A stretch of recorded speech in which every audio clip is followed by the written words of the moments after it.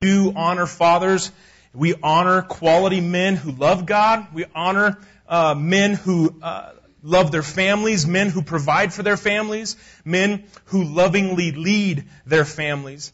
But I have to be honest with you, okay? If you're here this morning and you're a deadbeat dad, we don't honor you. All right? Let me just be very blunt and transparent. We don't honor you. We love you, okay? We love you, but we want to help you. We want to help you become a quality man, but we don't honor deadbeats. We don't honor men who don't step up to their responsibility of being husbands and fathers. But if you are a father here today who is striving, who is working, and who is trying, we honor you and we respect you, honestly. Before we get into the message this morning, I just want to make a blanket, heartfelt commendation to Grace dads. And I mean this very sincerely. I would say some of the finest dads I know anywhere in the world are located right here in this congregation. I know many dads here at Grace who are deeply engaged with their kids, who love their kids passionately, who express their love openly and often. They're finding the right balance between discipline and limits and boundaries. They're praying for their kids regularly. They read the scriptures with their kids. These dads set a fantastic example for their children. And on Father's Day weekend, I simply want to say, way to go, Grace dads. Way to go. Good job. If you guys would just join me in cheering for them, right? Way to go. Keep up the good work. We honor you and we respect you. So now part 3 of our series this morning called The Man. Today, we're going to talk about a topic that probably annoys most of the men in the room. We're going to talk about the need for structure in our lives. The engineers in the room just got really excited about the message, and the rest of us are looking for the escape route. Many of us don't want structure in our lives because we have this false belief that structure compromises our ability to be creative or imaginative. We think freedom is a place without structure. We ask ourselves, why in the world would I confine myself to a fixed schedule? Why would I choke my life out with structure?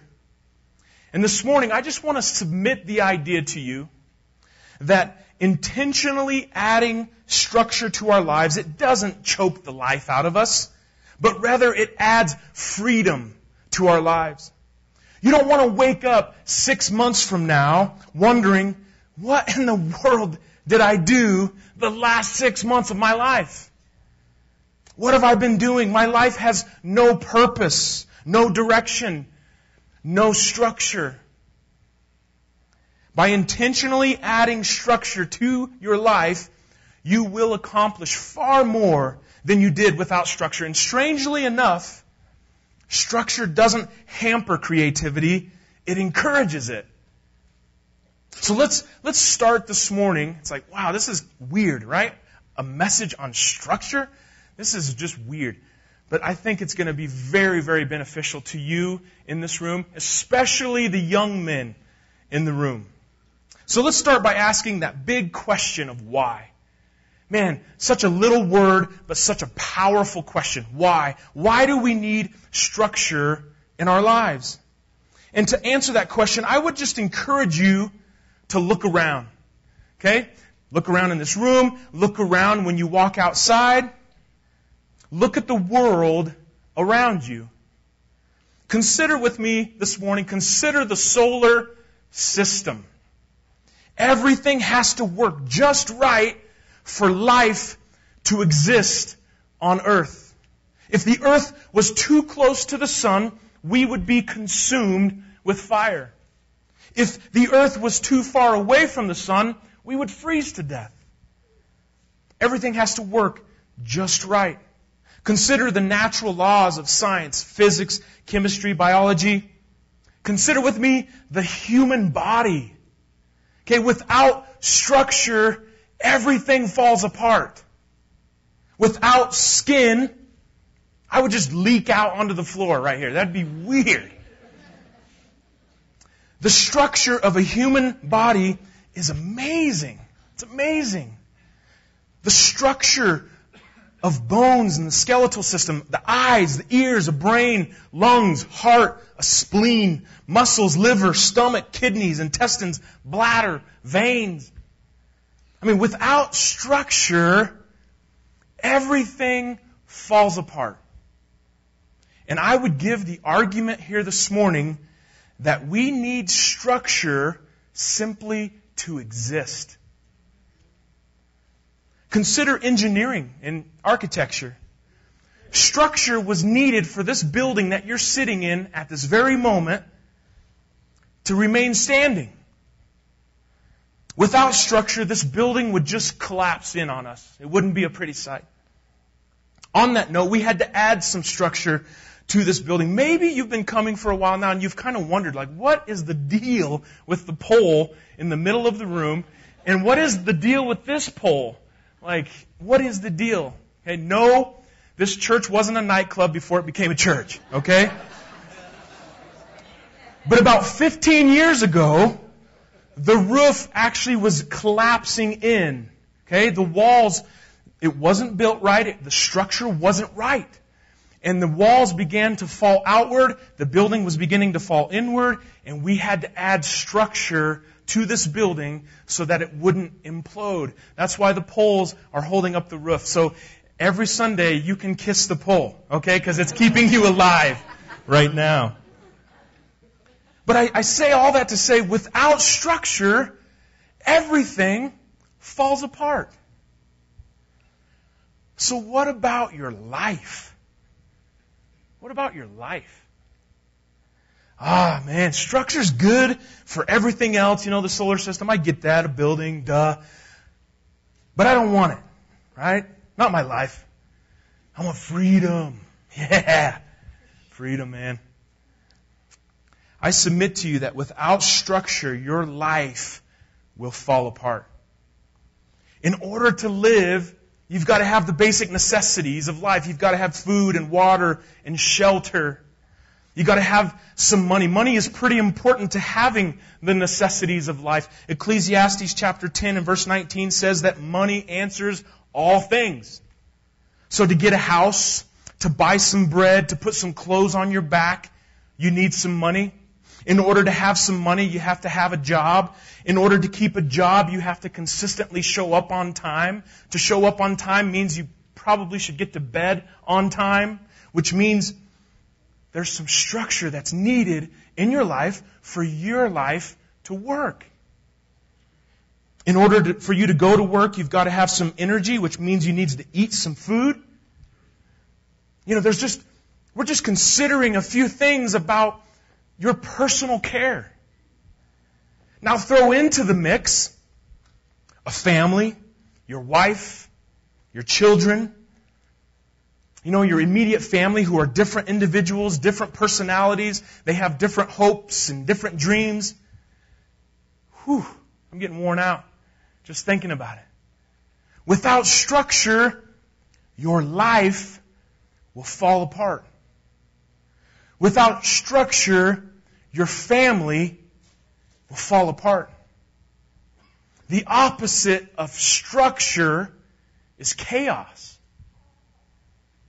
Some of you still aren't convinced. I can just see it on your facial expressions. You hate structure because it forces you to be responsible. It forces you to act like a man. 1 Corinthians 13:11 says, "When I was a child, I spoke like a child, I thought like a child, I reasoned like a child. When I became a man, I gave up childish ways." To be very blunt with you young men in the room, there's some of you that need to memorize that verse.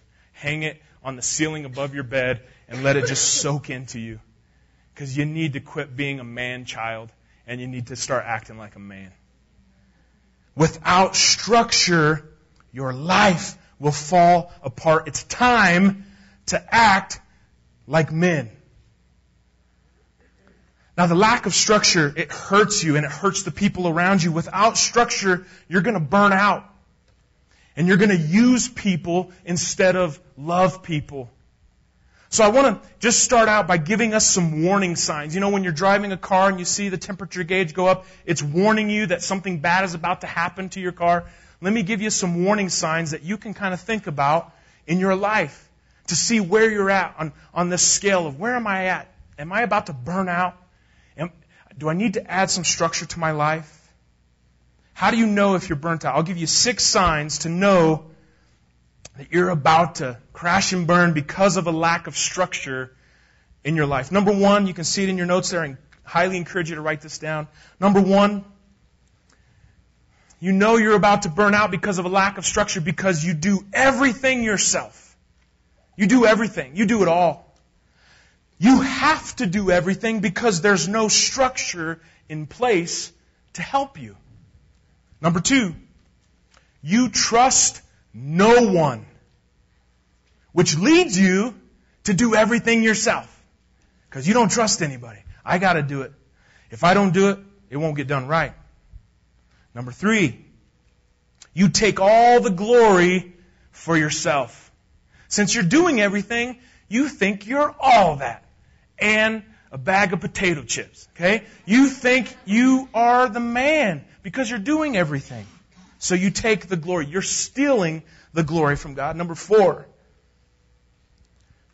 too many secrets. You have far too many secrets in your life.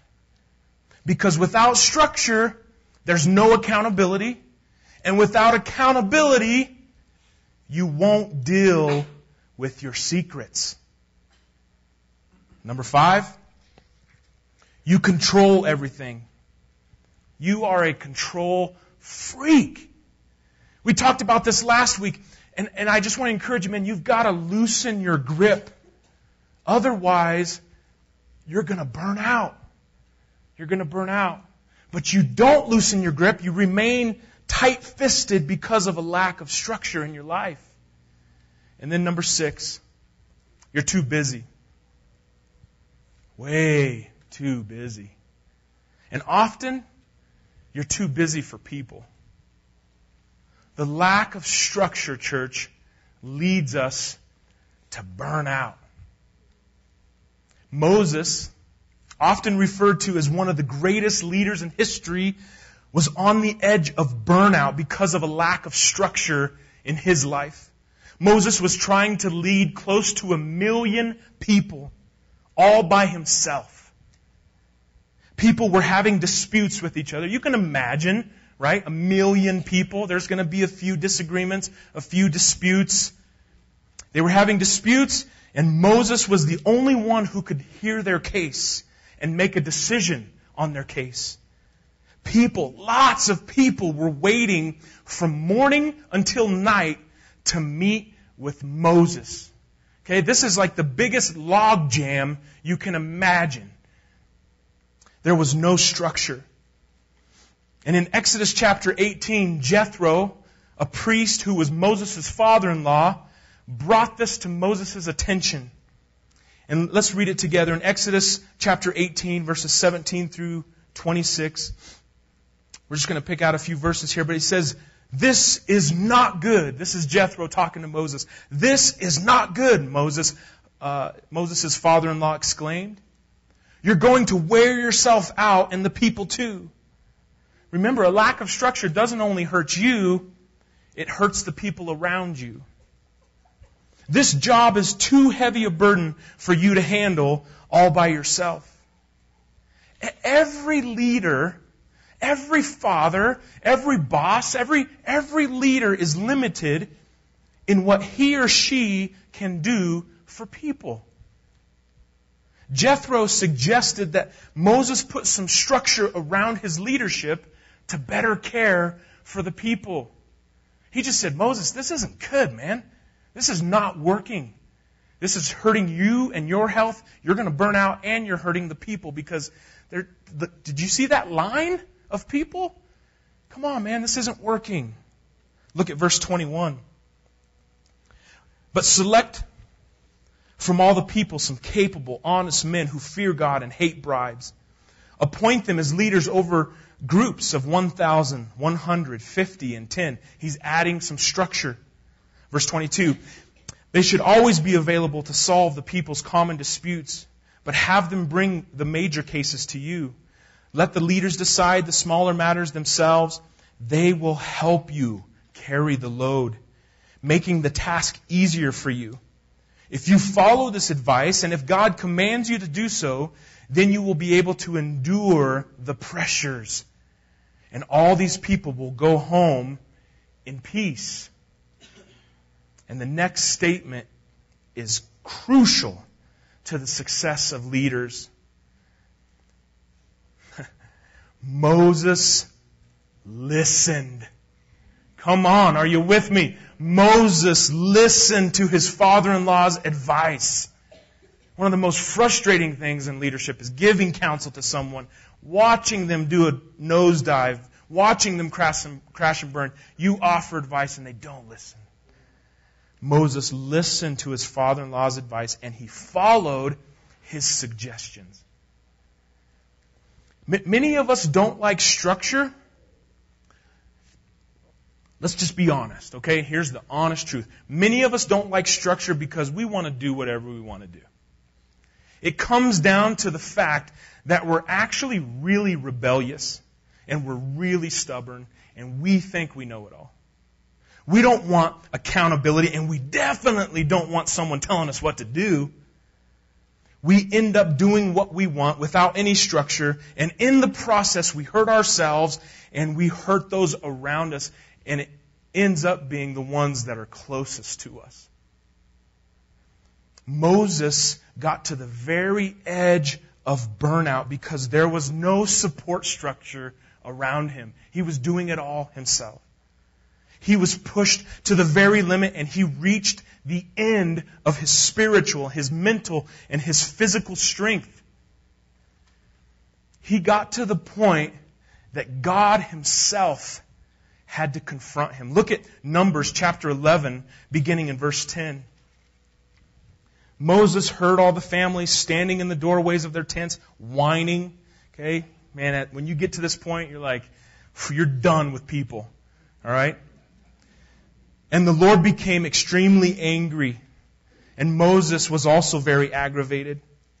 And Moses said to the Lord, why? He's talking directly to God. Why are you treating me, your servant, so harshly?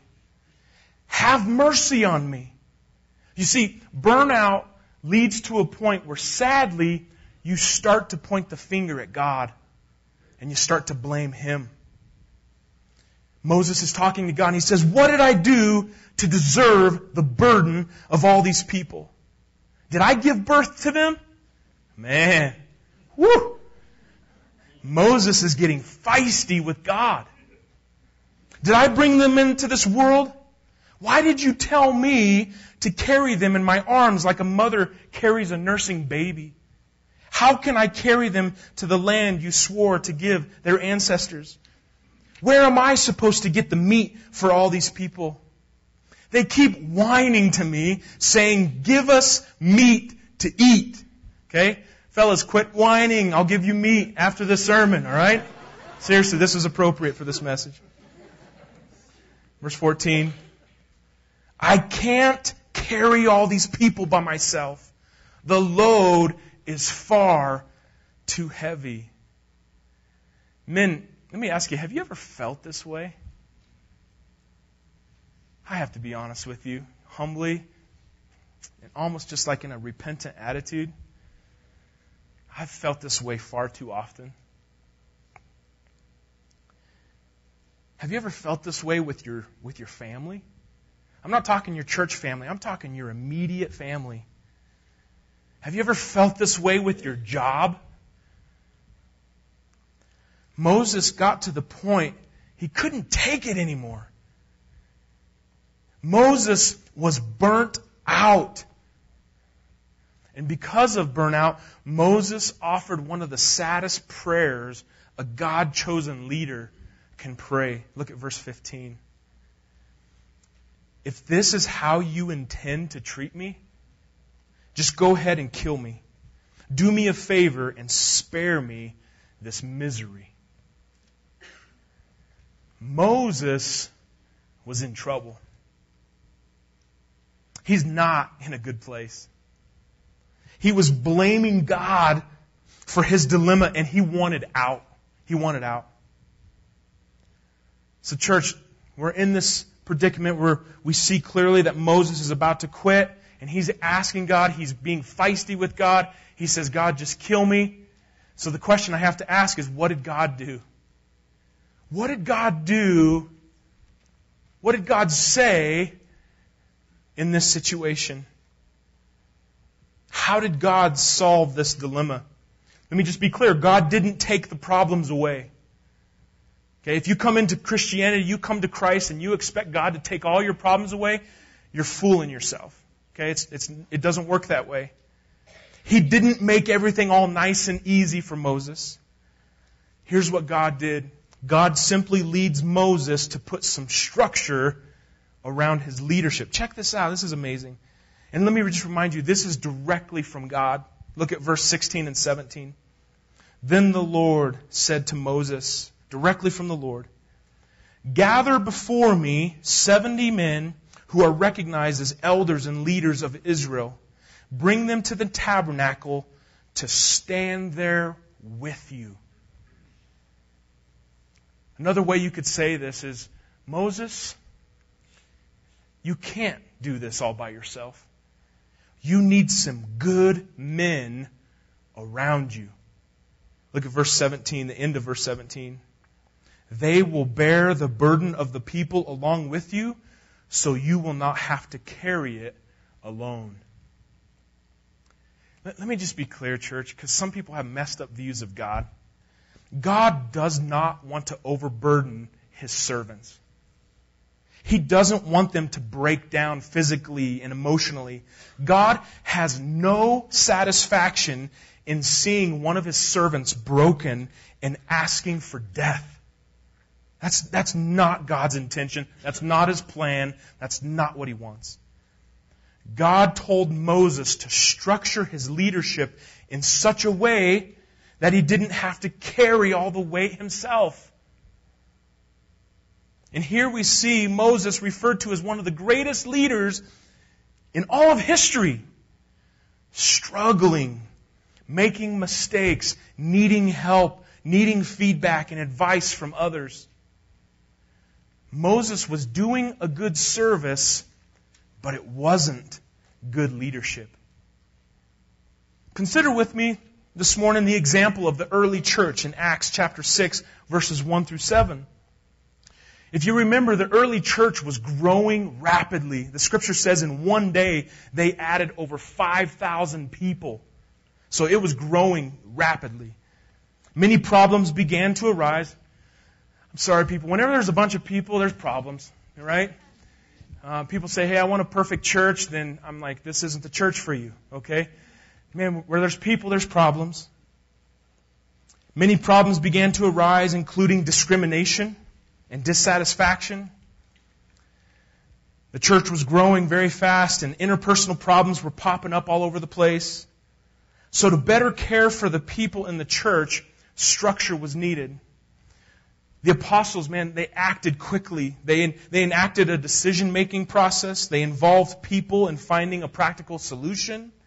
They delegated some leadership, which freed them up to concentrate on the more important matters of prayer and teaching and preaching, instead of getting, into crisis management mode.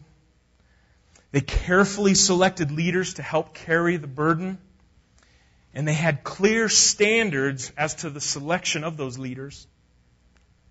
Without structure, the early church would have failed. Structure doesn't inhibit or constrain. Structure clarifies, it frees, and it releases leaders to lead. Leadership, okay? Leadership shows up in three ways. And without structure, leadership can be very devastating to everyone involved. Without structure, leadership usually shows up this way. Number one, leadership usually shows up by doing things for people. Without structure, leaders end up doing things for people. And this type of leadership makes people dependent upon the leader. It's like a nursing baby on a mother's breast. Without it, they don't function right. And this is not a healthy form of leadership. Okay? Man, we don't want you to be dependent upon one man. We want you to be dependent upon Jesus Christ. Okay? It's just like a nursing baby on a mother's breast. This type of leadership is not right. And it's just like it's not right to see a 25-year-old man, right? Nursing from his mother's breast. Eventually, people have to grow up. They have to grow up. They can't be dependent upon the leader for everything. Secondly, without structure, leaders end up doing things to people. Okay? They usually do things for people or they do things to people. These type of leaders use people instead of love people. And this type of leadership involves manipulation and abuse and leading through fear and shame and guilt and all kinds of other evils. But let me tell you, the best form of leadership involves great structure. And it's exercised by, number 3, doing things through people. This is called empowerment.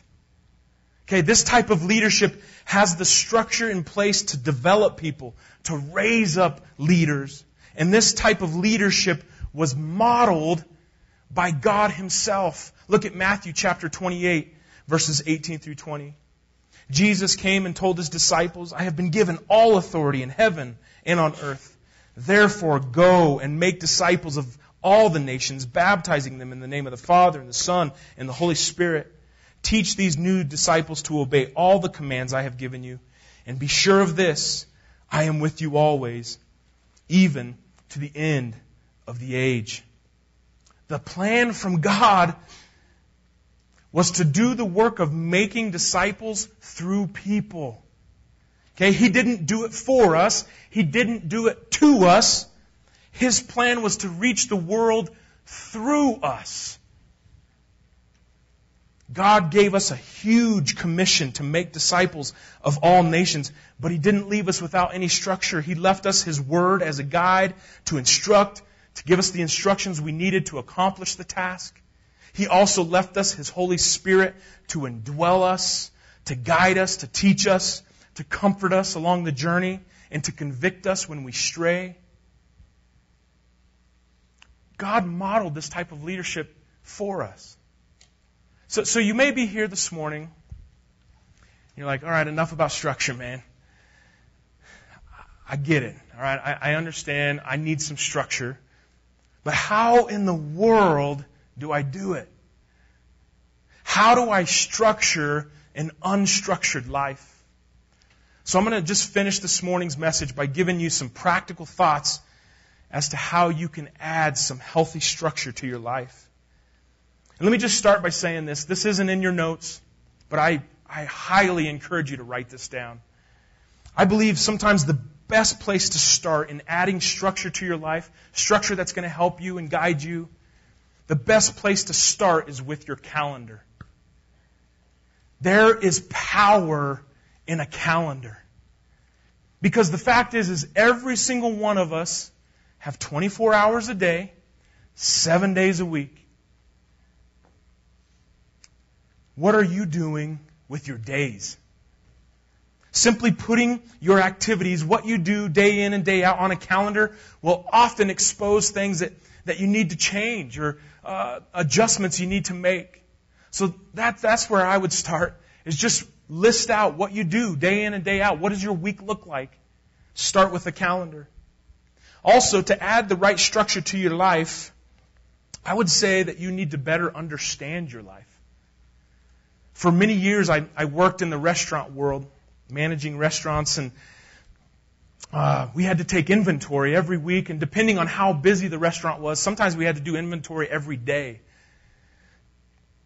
When we would do inventory, we had to make sure we got the right order, we got the right amount of food, supplies, And the whole purpose of this was so that we wouldn't have to tell a hungry individual, sorry, but we ran out, right? That was like the death knell in a restaurant. And let me just say, people can be downright angry about their food.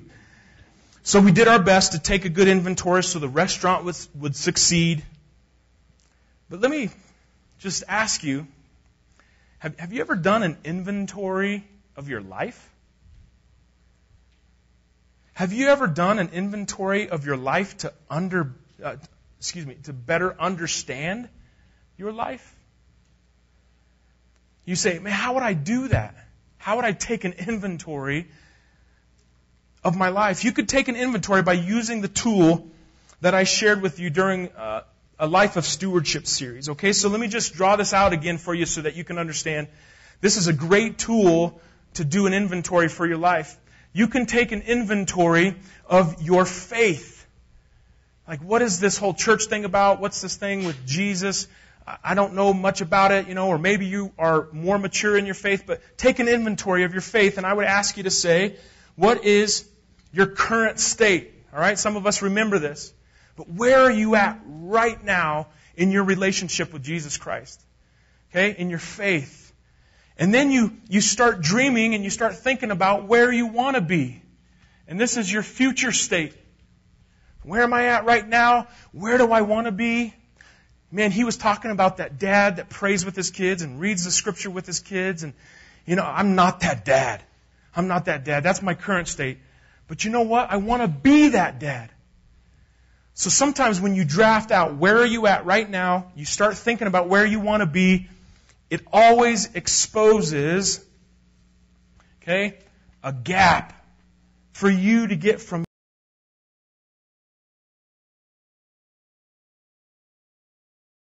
here to there. But you have to draft out, like, where am I at right now? Where do I want to be? And then it exposes some immediate steps that you can take to get to your future state, to where you want to be. Take an inventory of your faith. The next thing you can do, you can take an inventory of your family. Okay, what's your current state? Where would you like to be with your family? What's the gap? What about your career? I'm talking to more and more people who are very dissatisfied in their job and in their career. And I always just say, hey, there's more jobs out there. So, man, start dreaming. Start praying specifics about what you want to do with your life. Where are you at right now in your career? Where do you want to be? And start making some decisions. Start taking steps. Okay?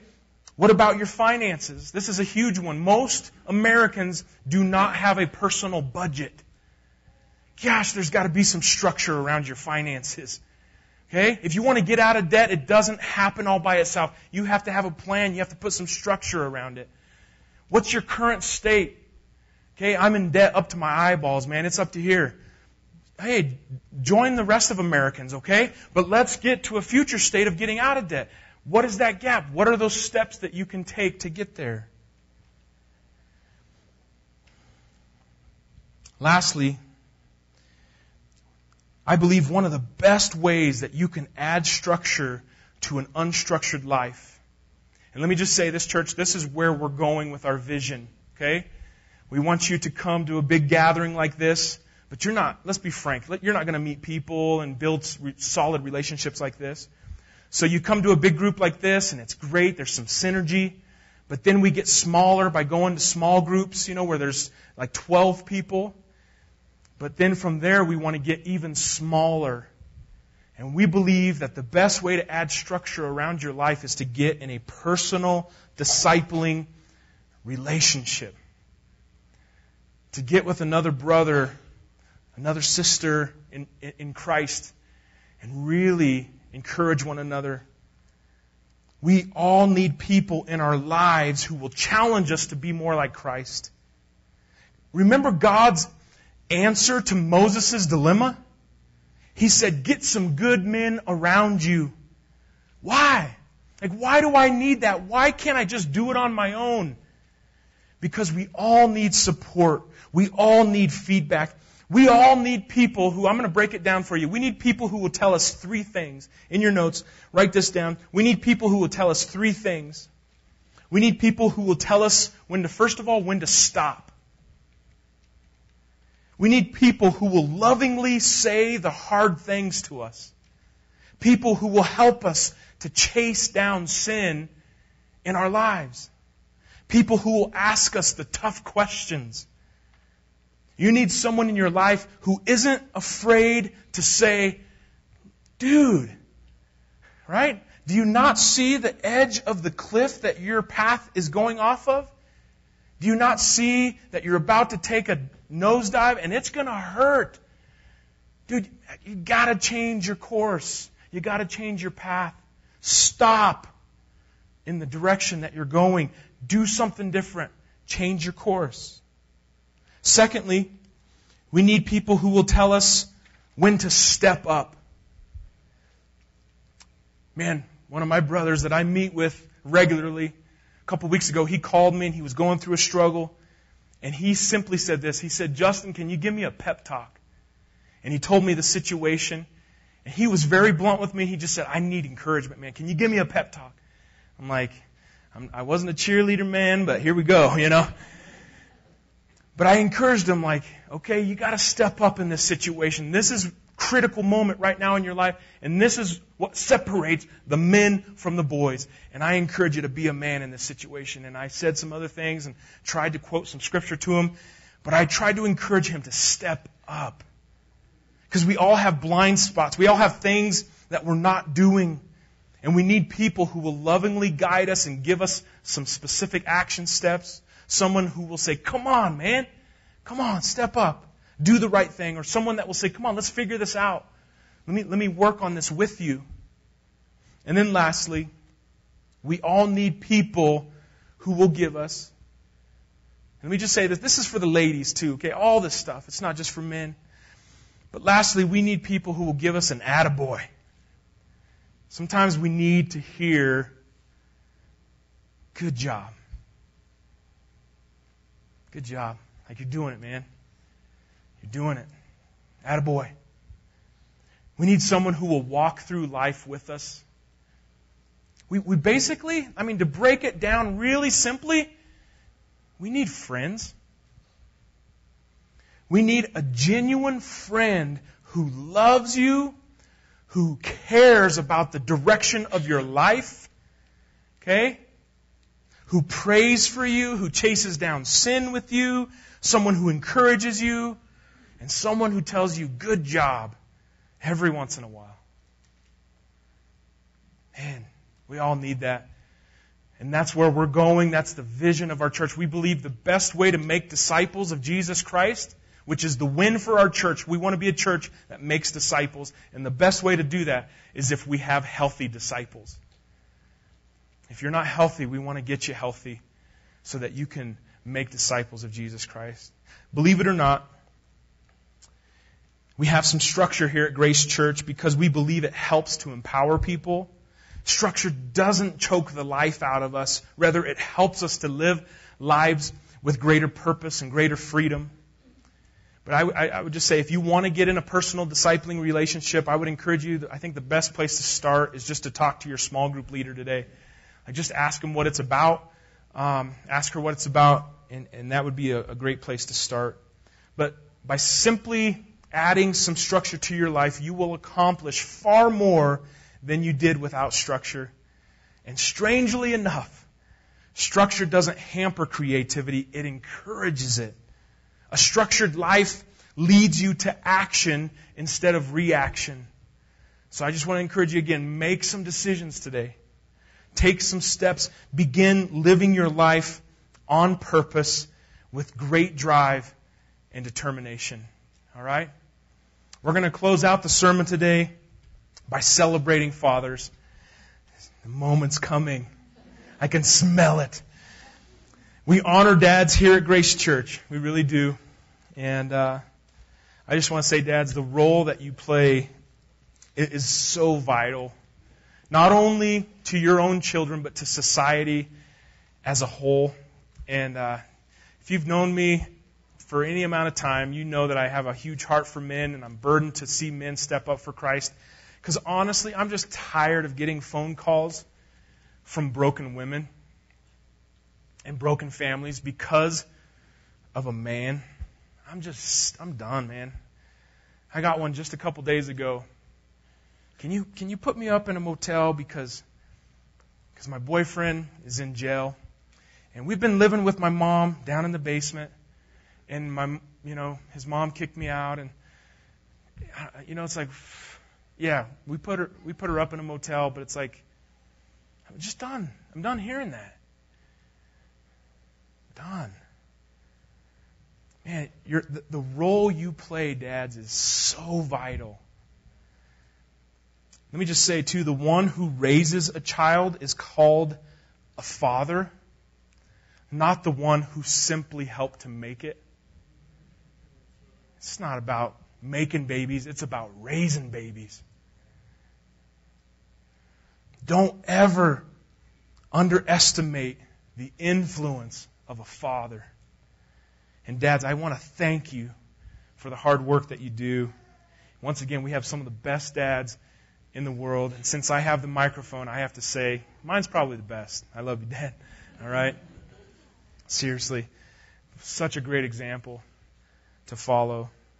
So today, we're going to bless you with an amazing gift made by one of the best chefs in Durango, Arnold Safari. And I'll just say this, okay? Maybe you know what it is, maybe you don't. I just hope you're not a vegetarian today.